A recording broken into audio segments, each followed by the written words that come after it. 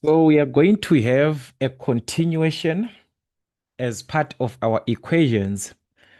We have to consider our literal equations, which is a condition where you are to solve for a certain variable in terms of other variables. Basically, to make one of the given letters the subject of the formula. I want us to understand the basics of our change of subject of formula. If, let's say, I was given an equation, 2x is equal to 8, a normal equation as we are used to, and you are being asked to solve for x. You are going to simply divide by 2, then x is equal to 4. Numerically, you have the value of x. So guys, there is no difference when they are giving us 2x is equal to y like this. What you need is x. Exactly what you're going to do when you're given a number here is what you're going to do here. Divide by what? By 2 by 2. So this can cancel. You focus on x, not this side, on x. What you need is to obtain x. So x is equal to what? Y over 2. Can we simplify this? No. So it will just remain as it is. We have solved for x in terms of y. Doing this simply means we have made x the subject of the formula. We have made x the subject of the formula. This is it. To say x is equal to x is the king of the formula, x is equal to something. The same way that you are solving linear equations, x plus 2 is equal to 3. Solve for x. You are simply going to subtract the 2 so that this can cancel. So x is equal to 3 minus 2. 3 minus 2 is what? Is 1. If I am given x plus y is equal to a certain letter, which is m, whatever that I'm given there, and I'm asked to solve for x, meaning to say make x the subject, same thing, you get rid of what is affecting x. The same way, a positive 2 here to subtract 2. So here, positive y, we subtract y both sides. So this can cancel. So x is equal to m minus y. Can we simplify m minus y? We cannot. So we leave it like that. In doing so, we have made x the subject of the formula. This is the idea. Just like before. So even when you have got fractions, consider removing of fractions, clear fractions. You consider all those where there are brackets, you must remove what? You must remove brackets. Everything that you had before. For more than one term, factorize containing x. If it is maybe x, that one that you want to make the subject. For more than one term, for more than one term, for more than one term, for more than one term to be the subject, factorize. You must factorize. Let's say, this is what I'm trying to explain. Let's say we've got something like this. 2x, all right, plus xn is equal to 4. You are to make X the subject, but there are more than one term. There are two terms actually here. There is X, here there's X. You must factorize. So you factor out that term to be the subject, which is X. So X into what? 2X divided by X, that's a 2. Xn divided by X, that's what? N. And that is equal to 4. From there, you can simply get rid of the bracket by dividing by the whole bracket 2 plus n. So this can cancel. So X will be the subject. This is the idea. You have solved for X, but it will be in terms of n. So it can be solve X in terms of n or make this one the subject of the formula. They'll be just asking in that manner. Number one, we are given make V the subject of the formula, given that we have got 1 over U plus 1 over V, which is equal to 1 over F. And we must make V the subject of the formula. So how can we make V the subject? They are fractions. Consider the LCD or the LCM of the given denominators. So these are different variables. Just combine U, V, and what? And F. So it's U, V, F. This is our LCD or the LCM. Multiply each and every term by the what? The LCD. So it's U, V, F.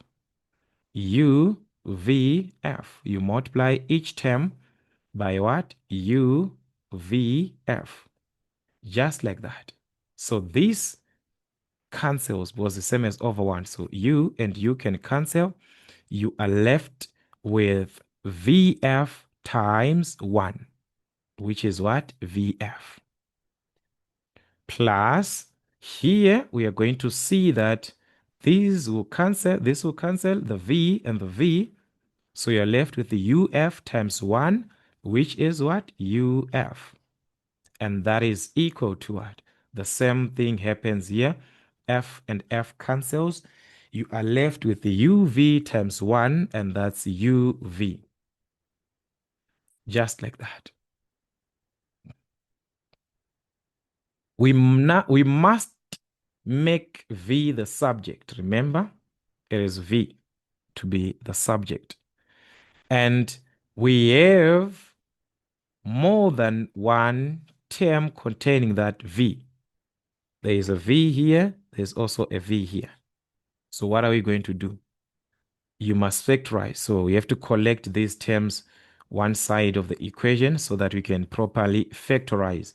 The UV to the other side, it's going to be VF minus UV. Minus UV.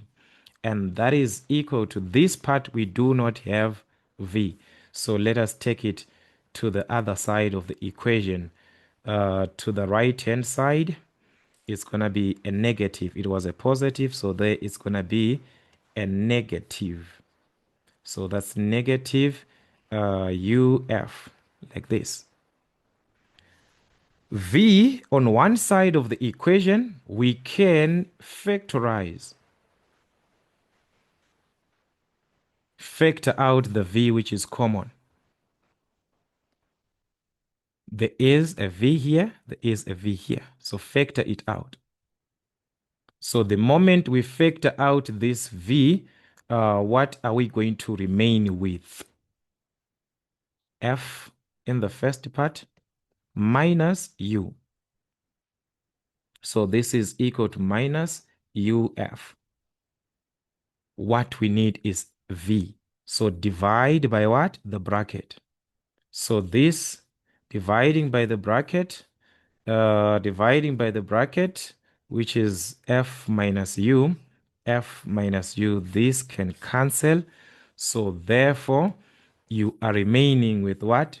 With V as the subject. And our V is equal to what? This whole part as it is, minus U, F, everything over what? F minus U, just like that.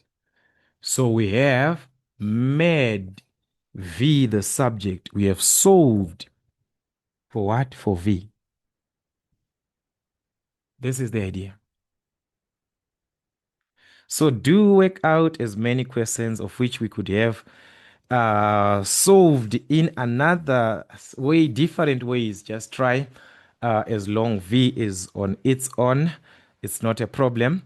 Make the variable that is written in brackets after the formula the subject of the formula. Number one, all right, so we are given E is equal to what? MC squared. Make C the subject. All right. So how can we make C the subject? There is M which is affecting. So divide by M. This can cancel. So that's C squared is equal to E over M. There is a square. How do you get rid of the square? You introduce the square root. So therefore, the square root and this cancels.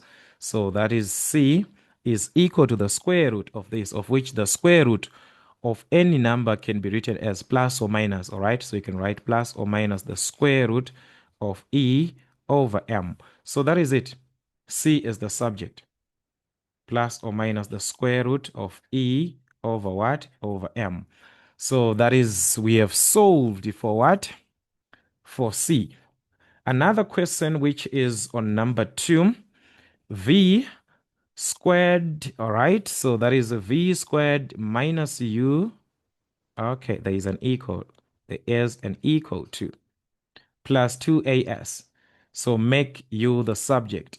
So U is the most part that you are focusing on. So let us just take this one to the other side, or simply subtract 2 AS so that this can cancel.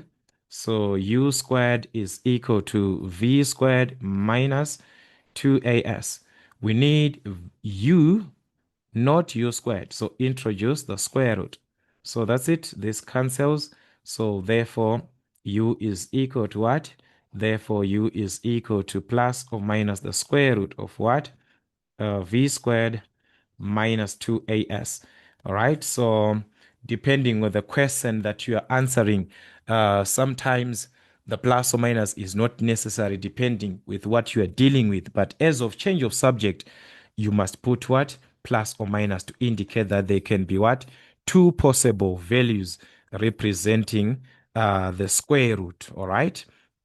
Number 3, we are supposed to make V the subject where F is equal to mv squared over what? Over GR. Make V the subject. There is a fraction, and the advantage is that we can make this one to be a fraction also. So we can simply cross multiply. So it's F times GR, which is FGR is equal to 1 times mv squared, that's mv squared. Remember, we are to make V the subject. What is affecting V this time is the M, and that's a product. So divide by that M, that is going to cancel. So meaning to say V squared is equal to what? V squared is equal to FGR over M, introducing the square root. The square root. So thus we are left with the what? V. Square root and square cancel. So therefore, V is equal to what? Plus or minus the square root of FGR over what? Over M. All right, just like that. V is the subject of the formula. Like I said, plus or minus indicating the square root can give us two possible values, positive or a negative, but it depends now with the question that you're answering in terms of the exam. You must also consider how it is given. So guys, let us do revise as many questions as we can. Where we do not understand, the comment section is there. Let us communicate. Let us communicate. And also do not forget, if you are not part of membership, join membership so that you can have as many questions being done according to your syllabus, or whatever that you do not understand, you can learn through membership. So that is it, guys, till we meet again.